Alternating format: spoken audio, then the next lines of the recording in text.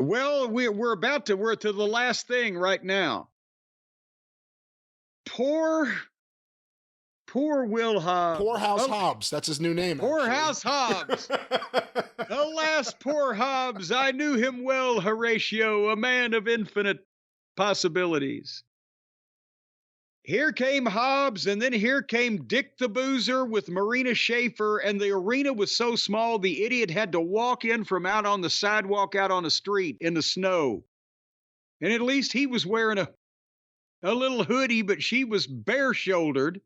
Could have caught her death of cold.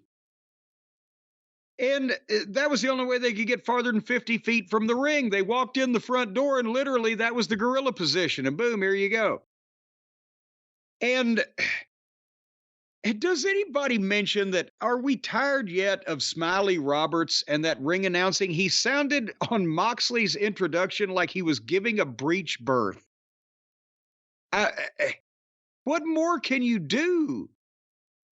You can't make up for the fact that nobody gives a shit about a guy and there's no people in the building by screaming his name and elongating it to the point where you pass out from oxygen deprivation.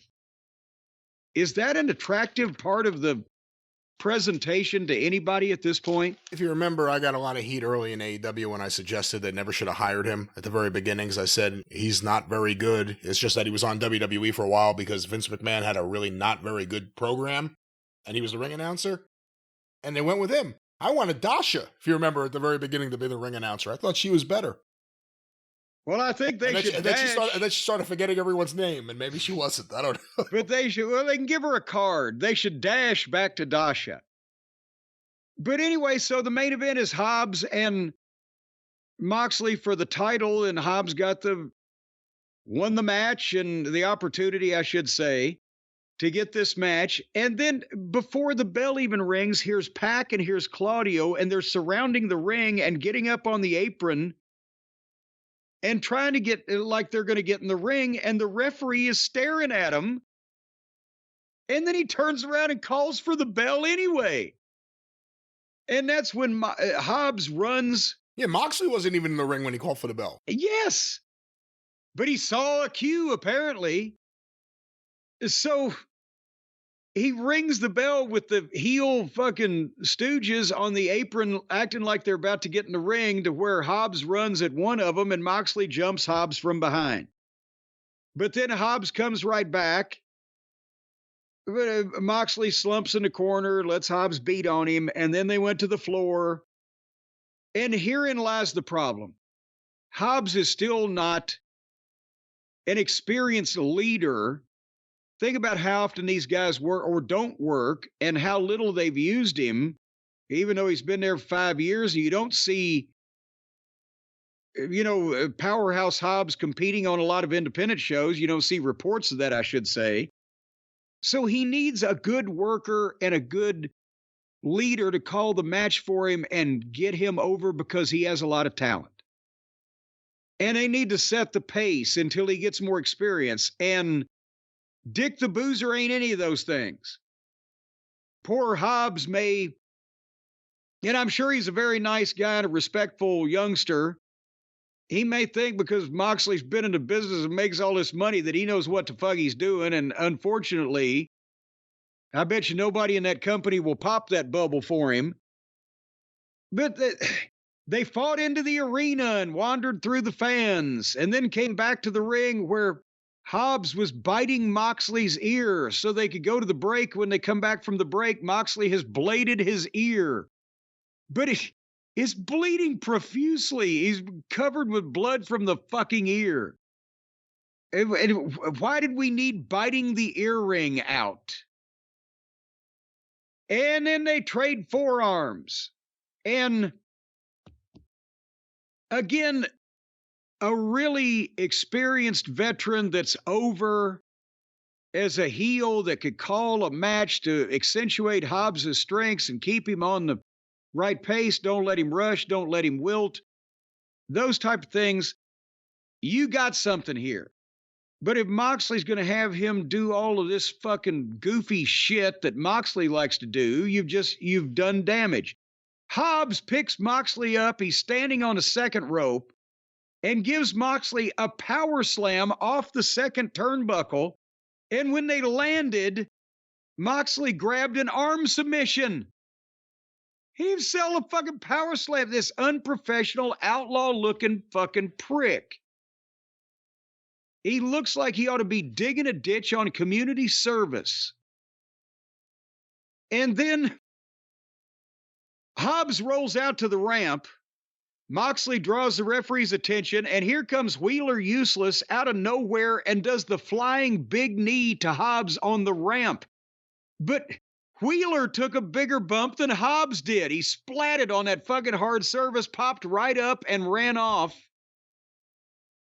And then, as soon as fucking Hobbs is rolled back in the ring, he spinebusters Moxley.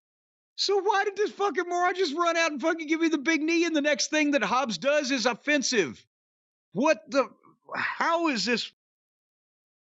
And then Marina Schaefer hits Hobbs in the head with the briefcase, and it staggers him, and Moxley schoolboys him and gets a 2 count.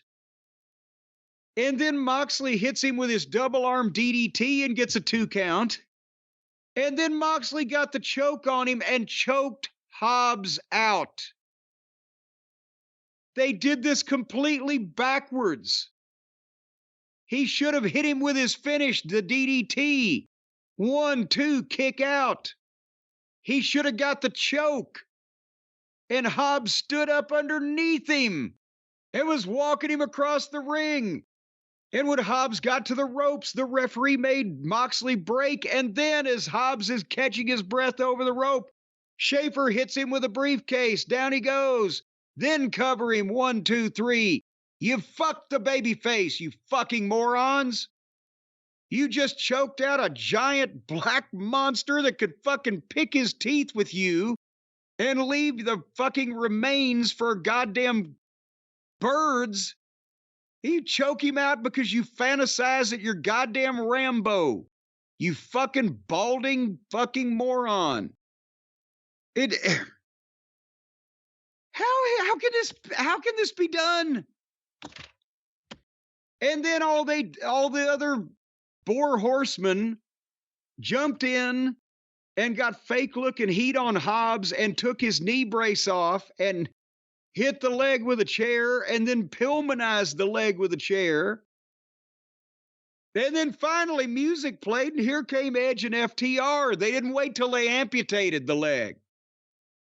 They just shattered it. And when the heels bailed out and the fans are like, what took you so long?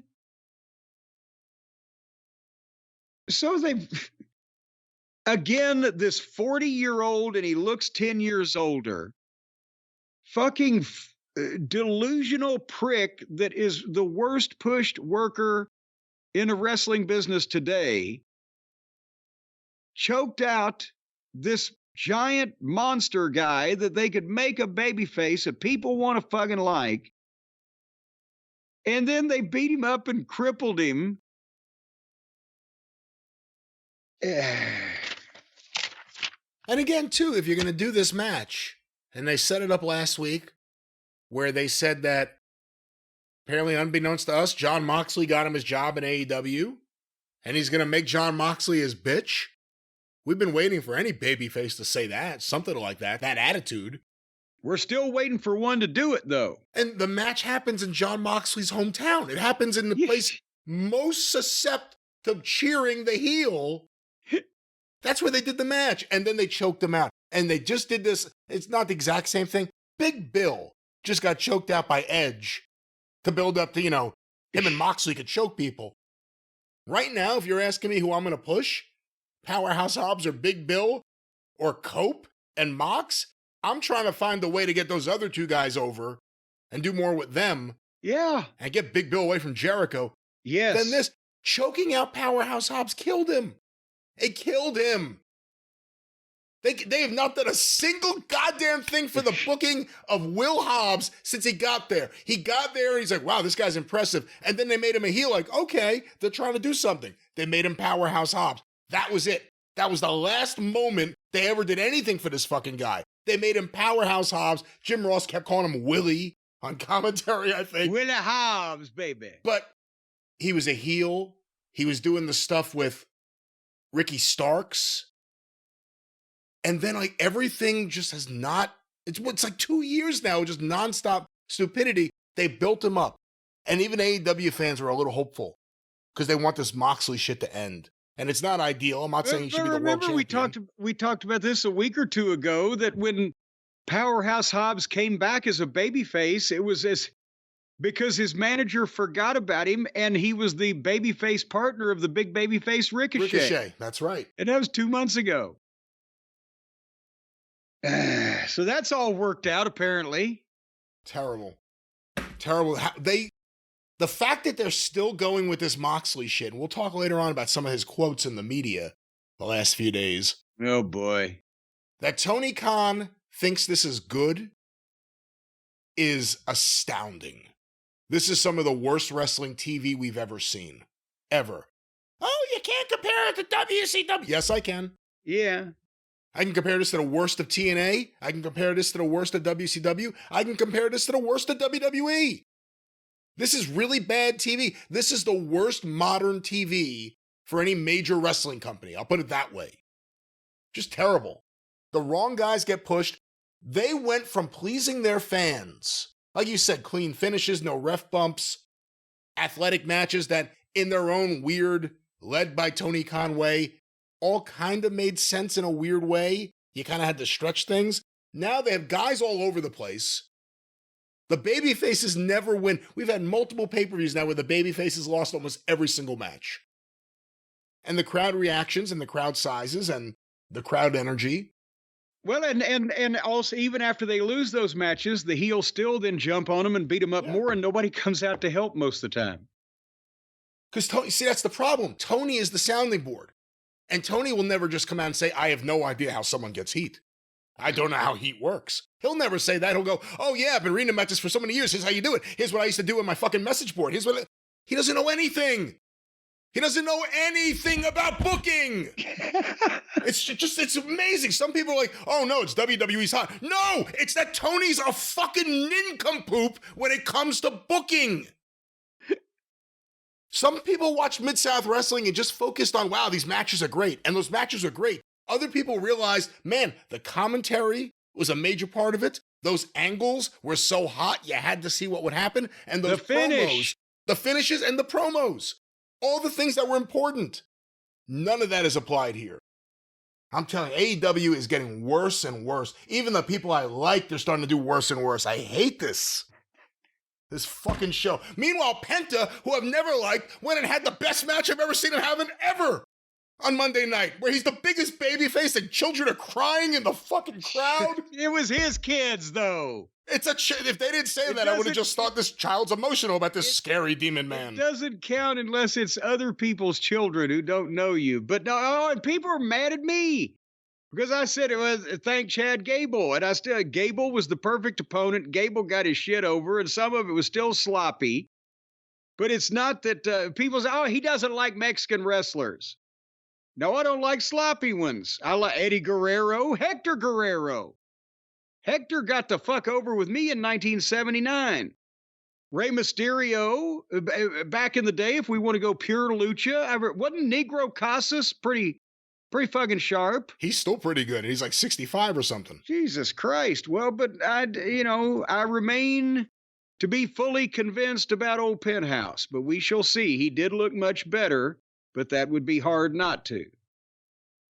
Well, that was AEW Dynamite. Another big week, another big Cincinnati show.